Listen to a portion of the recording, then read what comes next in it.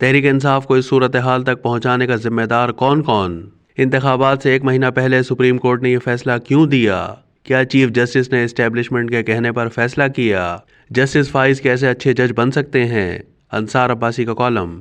Senior صحافی انصار عباسی اپنے کالم میں chief justice of Pakistan justice قاضی فائز عیسیٰ اور آئندہ انتخابات کے حوالے سے لکھتے ہیں کہ بلے کا نشان بیلٹ پیپر پر نہیں ہوگا، یعنی تحریک انصاف بحیثیت سیاسی جماعت 8 فروری کے انتخابات سے باہر ہو گئی۔ اب پارٹی کے امیدوار آزاد حیثیت میں الیکشن لڑیں گے، یعنی کسی کا انتخابی نشان کرسی ہوگا تو کسی کا پھول، کوئی ہارمونیم کے نشان پر الیکشن لڑے گا تو کسی کو جہاز، فاختہ، مور جیسے کئی دوسرے انتخابی نشانات پر ووٹ مانگنے پڑیں گے۔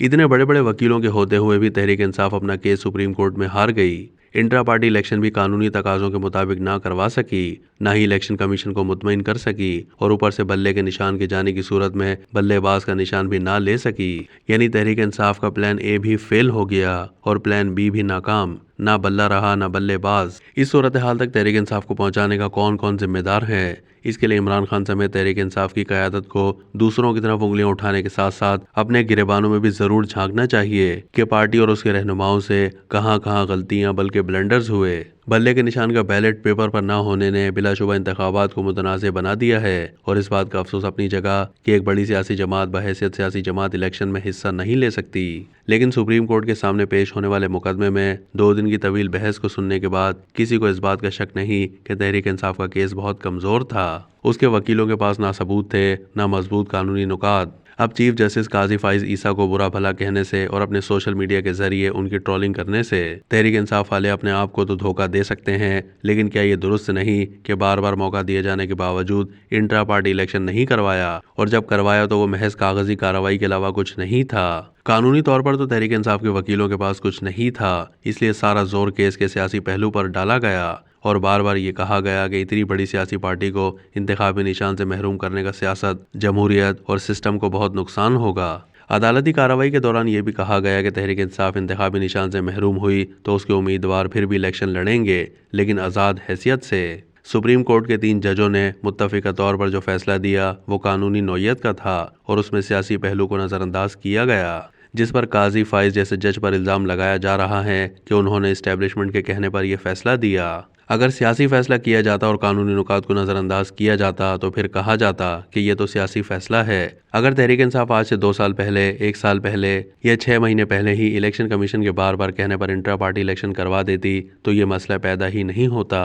یاد رہے کہ یہ مسئلہ الیکشن کمیشن اور تحریک انصاف کے درمیان عمران خان کی حکومت کے دور سے چل رہا ہے، اور یہ وہ دور تھا جب خان صاحب کے پیچھے اسٹیبلشمنٹ کھڑی تھی۔ کہا جا رہا ہے کہ انتخابات سے 1 مہینہ پہلے سپریم کورٹ نے یہ فیصلہ کیوں دیا؟ ذرا سوچیں اس کا ذمہ دار کون ہے؟ کیا سپریم کورٹ نے کوئی سوموٹو لیا؟ تحریک انصاف کے کس مخالف کی درخواست کو سنا؟ یا تحریک انصاف کی اپنی اپیل پر فیصلہ دیا جو 2-3 دن پہلے سپریم کورٹ میں جمع کروائی گئی، اور یہ درخواست کی گئی کہ اس اپیل کو فوری سنا جائے، جس کے لیے عدالت کو ہفتے کے روز بھی پورا دن بیٹھنا پڑا؟ اس فیصلے کے ٹائمنگ کا تعلق تحریک انصاف کے اپنے فیصلوں اور اپنے اقدامات سے تھا۔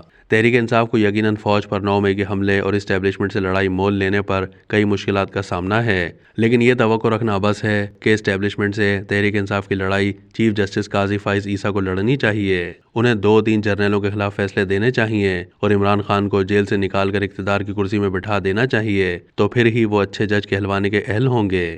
جسٹس قاضی فائز کا ماضی گواہ ہے کہ وہ کسی دباؤ میں نہ فیصلہ کرتے ہیں، نہ اسٹیبلشمنٹ سمیت کسی سے خوفزدہ ہوتے ہیں، بلکہ انہوں نے اسٹیبلشمنٹ کے خلاف فیصلے بھی دیے اور اسٹیبلشمنٹ کی مبینہ حمایت سے عمران خان کی حکومت میں اپنے خلاف دائر کیے گئے ریفرنس اور اپنی اہلیت سمیت ہراساں کیے جانے کی تمام کوششوں کا بڑی جرأت مندی سے مقابلہ کیا اور تمام الزامات کو بھی کھلی عدالت میں غلط ثابت کیا۔